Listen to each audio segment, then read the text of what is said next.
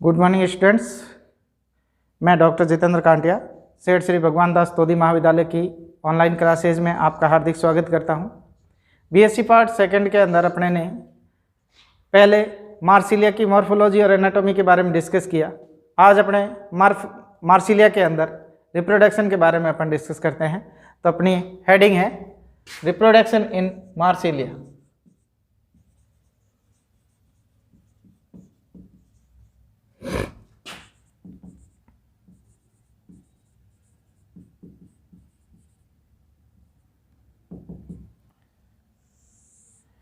Reproduction in Marsilea. Marsilea में जनन, Marsilea में जो जनन है वो दो विधियों द्वारा होता है, एक वेजिटेटिव और दूसरा स्पोर्स द्वारा। मार्सिलिया में जनन कायिक तथा बीजाणुओं द्वारा होता है, बीजाणुओं द्वारा होता है। वेजिटेटिव रिप्रोडक्शन होता है इसमें और एक स्पोर्स द्वारा होता है। अब अपने सबसे पहले वेजिटेटिव रिप्रोडक्शन की बात करें तो पहला पॉइंट अपना वेजिटेटिव रिप्रोडक्शन यानी कायिक जनन। देखिए, मार्सिलिया के अंदर जो कायिक जनन है वो ट्यूबर द्वारा या कंद द्वारा होता है। मार्सिलिया की कुछ जातियों के अंदर ट्यूबर का फॉर्मेशन होता है, यानी एक कंद का निर्माण होता है। ये कंद जो होता है वो एक ऐसी रूपांतरित शाखा होती है जिसके अंदर भोज्य पदार्थ संचित रहते हैं और इसके चारों ओर जो है वो स्केली लीव्स का या सल की पत्तियों का एक आवरण पाया जाता है। जब ये आवरण युक्त संरचनाएं होती हैं, ये प्रतिकूल परिस्थितियों के अंदर तो लंबे समय तक चिरकालिक अवस्था के अंदर या चिरकालिक बॉडी के रूप में पड़े रहते हैं, काय के रूप में पड़े रहते हैं, और जैसे ही अनुकूल परिस्थितियां आती है ये जर्मिनेट होकर न्यू प्लांट का फॉर्मेशन कर देते हैं। तो इसमें अपने मार्सिलिया की कुछ जातियों में, मार्सिलिया की कुछ स्पीसीज में, मार्सिलिया की कुछ जातियों में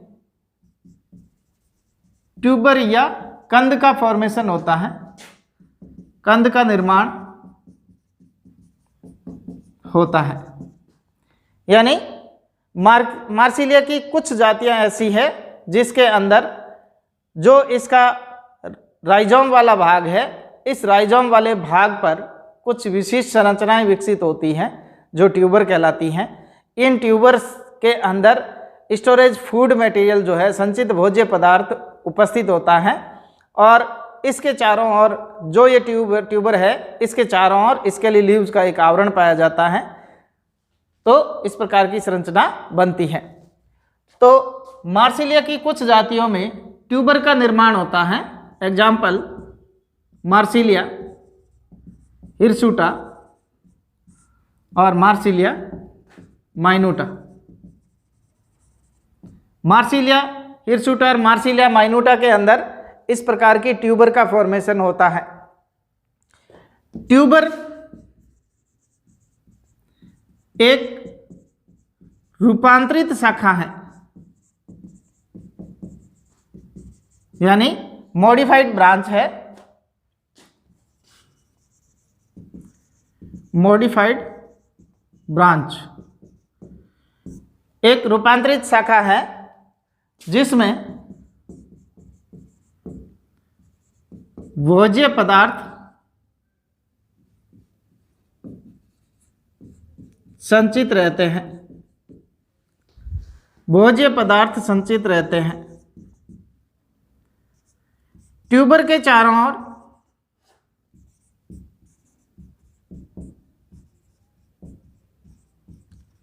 स्केली लीव्स या सल की पत्तियों का स्केली लीव्स या सल की पत्तियों का आवरण पाया जाता है।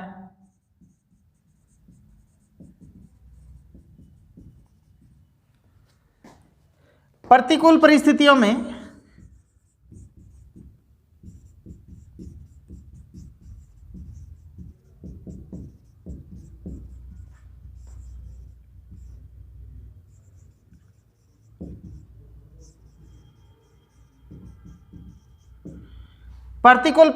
में या अनफेवरेबल कंडीशन में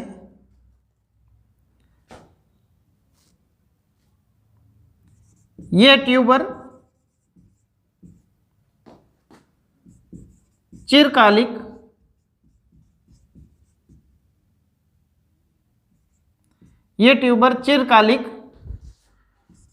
बॉडी या काय के रूप में चिरकालिक बॉडी या काय के रूप में कार्य करते हैं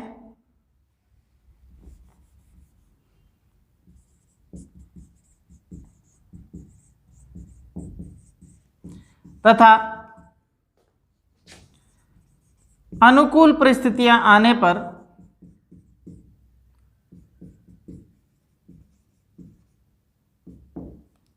अनुकूल परिस्थितियां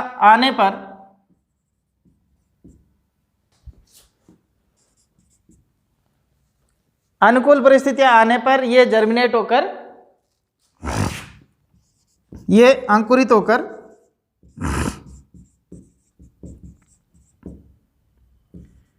नए पादप का निर्माण कर देती हैं।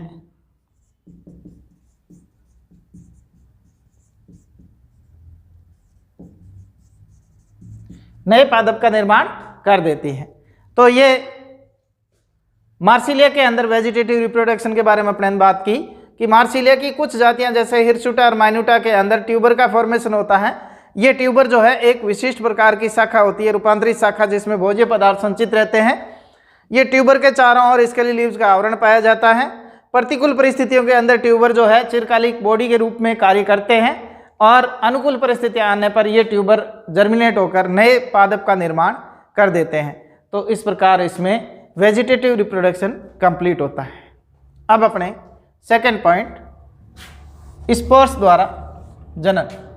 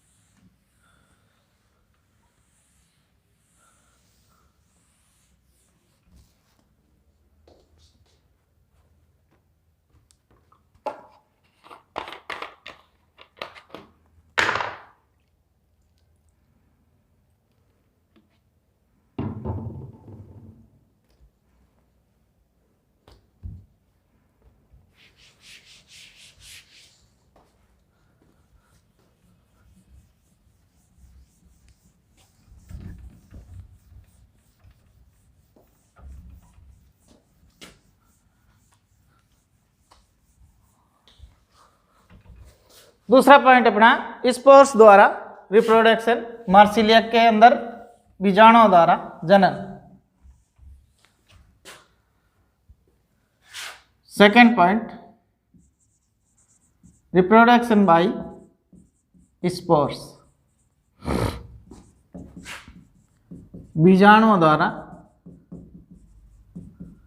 जनन।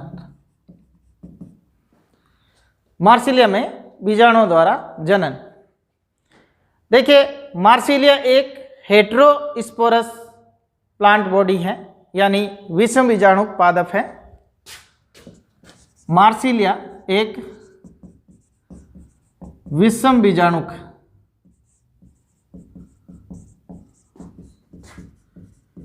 हेटेरोस्पोरस विषम बीजाणु पादप है। मार्सिलिया एक विषम बीजाणु पादप है जिसके अंदर दो प्रकार के बीजाणुओं का निर्माण होता है। मार्सिलिया एक विषम बीजाणु पादप है जिसमें दो प्रकार के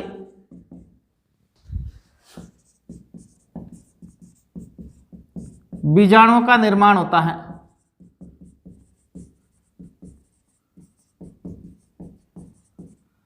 पहला माइक्रोस्पोर यानी लघु बीजाणु, दूसरा मेगास्पोर यानी गुरु बीजाणु।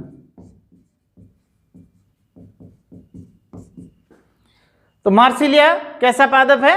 विषम बीजाणु पादप है, जिसके अंदर दो भिन्न प्रकार के या दो अलग अलग प्रकार के बीजाणुओं का निर्माण होता है, जिन्हें माइक्रोस्पोर और मेगास्पोर कहते हैं। ये माइक्रोस्पोर और मेगास्पोर एक विशिष्ट सेम के आकार की संरचना वाली बीजाणु फलिका में ये माइक्रोस्पोर एंड मेगास्पोर एक विशिष्ट सेम के आकार वाली संरचना बीजाणु फलिका यानी स्पोरोकार्प बीजाणु फलिका में स्थित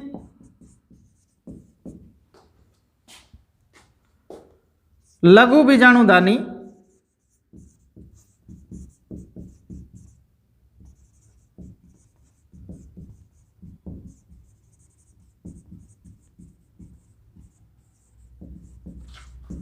तथा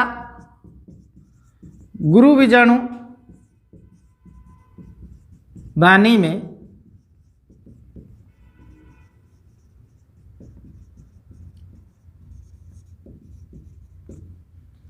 बनते हैं।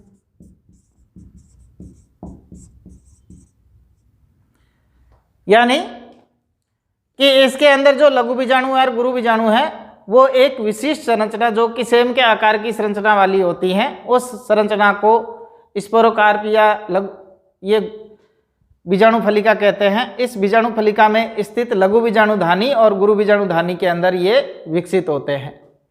स्पोरोकार्प जो है या बीजाणु फलिका है, ये पीटियोल के या पर्णवृंत के आधारीय भाग पर उत्पन्न होती है। बीजाणु फलिका या स्पोरोकार्प पर्णवृंत के आधारीय भाग पर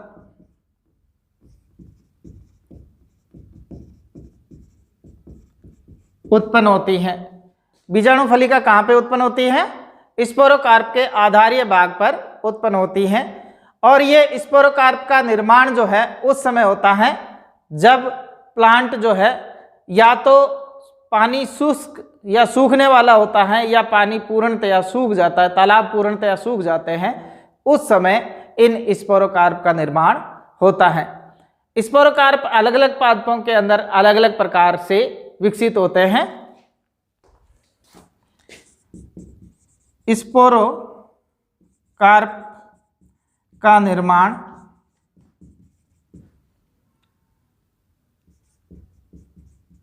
तालाब के सूखने के बाद होता है, यानी ड्राई कंडीशन के अंदर इसमें रिप्रोडक्शन की प्रोसेस शुरू होती है। अलग अलग मार्सिलिया की जातियों में स्पोरोकार्प अलग अलग क्रम में विकसित होते हैं। मार्सिलिया की जो अलग अलग जातियां हैं, विभिन्न प्रकार की जातियां हैं, उनके अंदर स्पोरोकार्प जो है अलग अलग क्रम में व्यवस्थित होते हैं। जैसे मार्सिलिया पॉलीमॉर्फा, मार्सिलिया पॉलीमॉर्फा, अपन बात करें मार्सिलिया पॉलीमॉर्फा की, तो देखिए इसके अंदर ये इस तरह की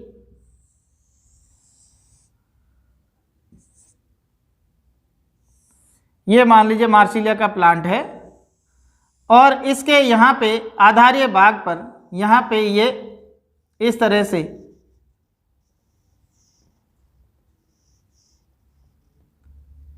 स्पोरोकार्प जो है वो विकसित होते हैं।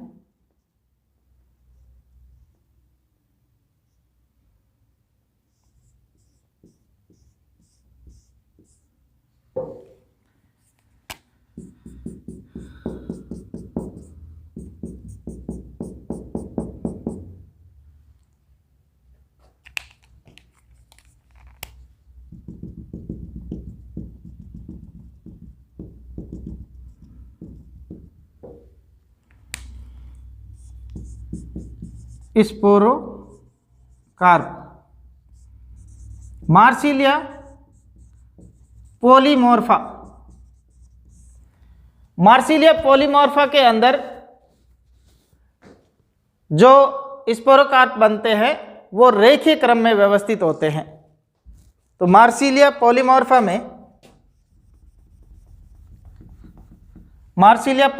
में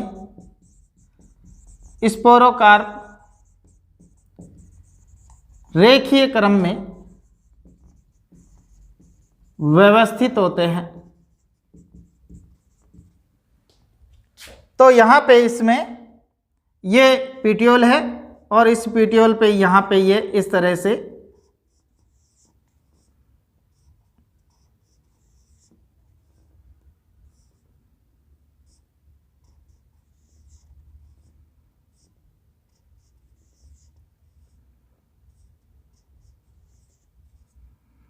ये एक रेखीय क्रम के अंदर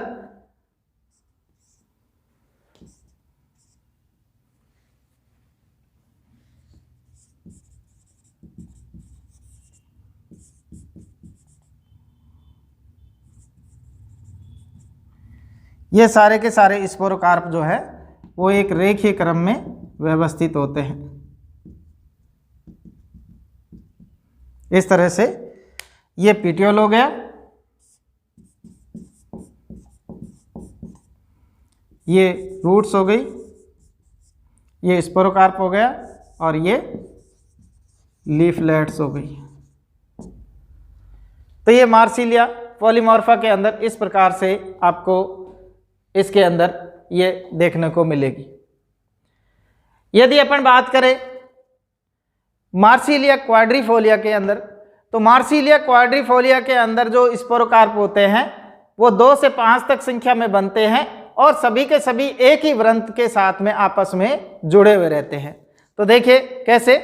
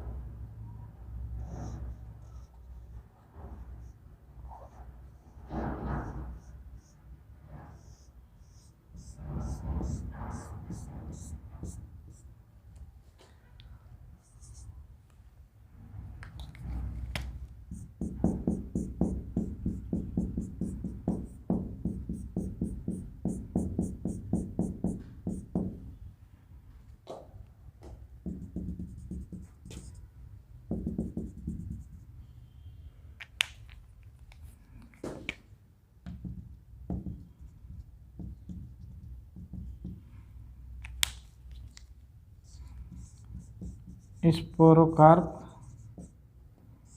ये स्टॉक, ये रूट, ये पेटियोल और ये लीफलेट। मार्सिलिया क्वाड्रिफोलिया में सभी स्पोरोकार्प, मार्सिलिया क्वाड्रिफोलिया में सभी स्पोरोकार्प एक ही वृंत से जुड़े रहते हैं, एक ही वृंत से जुड़े रहते हैं। मार्सिलिया के अंदर जो ये स्पोरोकार्प लगे रहते हैं आधारी भाग पर, वो स्पोरोकार्प एक ही वृंत के साथ में एक ग्रुप के अंदर जुड़े हुए रहते हैं।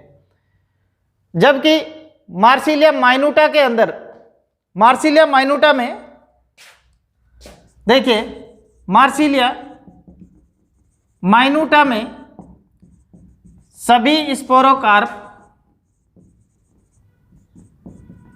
एक ही बिंदु पर जुड़े रहते हैं।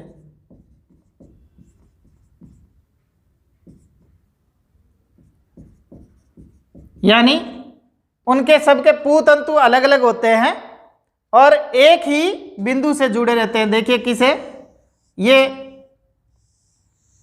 लीफलेट है,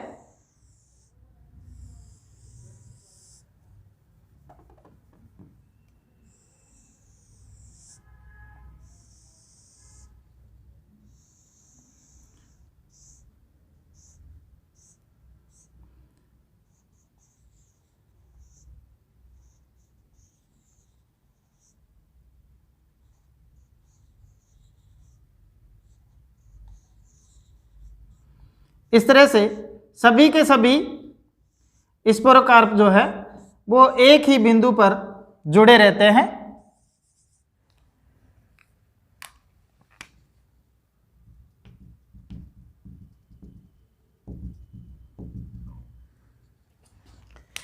तो ये तो है मार्सिलिया पॉलीमॉर्फा और ये है मार्सिलिया क्वाड्रिफोलिया और यह है मार्सिलिया माइन्यूटा। तो इनके अंदर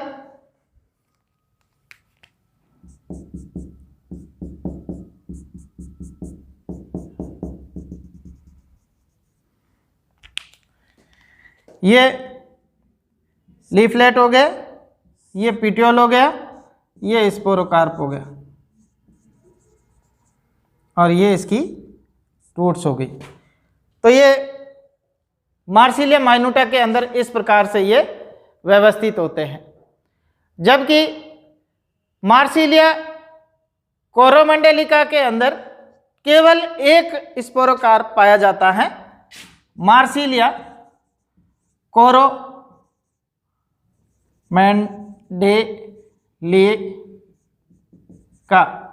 मार्सिलिया कोरोमंडेलिका में केवल एक स्पोरोकार्प प्रेजेंट होता है, केवल एक अकेला स्पोरोकार्प जो है इसके अंदर उपस्थित होता है। देखिए कि ये इसकी लीफलेट हो गई,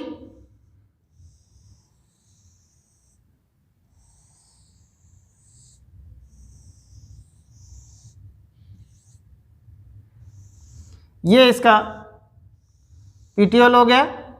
यहाँ पे एक अकेला ये स्पोरोकार्प उपस्थित रहता है, बाकी ये रूट्स आ जाएगी।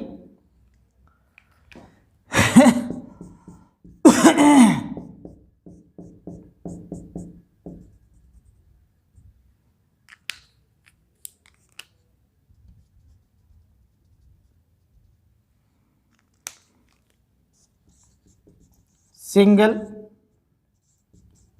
स्पोरोकार्प, ये लीफलेट्स हो गए, ये पेटियोल हो गया और ये इसकी रूट हो गई। तो मार्सिलिया कोरोमंडेलियाना। इस मार्सिलिया कोरोमंडेलियाना के अंदर इस तरह का एक सिंगल स्पोरोकार्प उपस्थित होता है।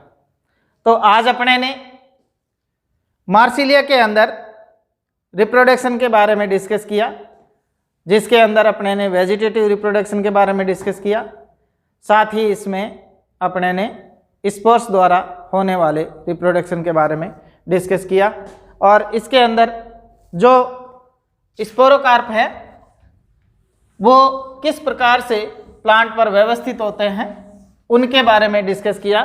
देखिए, स्पोरोकार्प जो है वो इस प्रकार की एक संरचना होती है।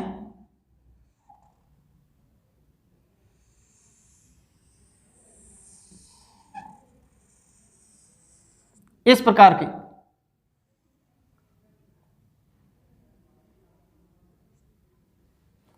और ये जो है इसका स्टॉक होता है, ये इसकी बॉडी होती है, और ये ट्यूबरकल है, ट्यूबरकल, और ये पूरा इसका स्पोरोकार्प है। इसके अंदर ही बीजाणु उपस्थित होते हैं। यहाँ पे ये रेफे हैं, रेफे। तो ये स्ट्रक्चर ऑफ स्पोरोकार्प। तो इस तरह से अपने ने मार्सिलिया के अंदर उपस्थित स्पोरोकार्प के बारे में डिस्कस किया और उसके अंदर होने वाले रिप्रोडक्शन के बारे में डिस्कस किया। अब स्पोरोकार्प को अलग अलग काट के आधार पे अपन काट के देखते हैं तो उसमें विभिन्न प्रकार की स्ट्रक्चर अपने को देखने को मिलती है। ये अपन अगले वीडियो में डिस्कस करेंगे। तब तक के लिए धन्यवाद।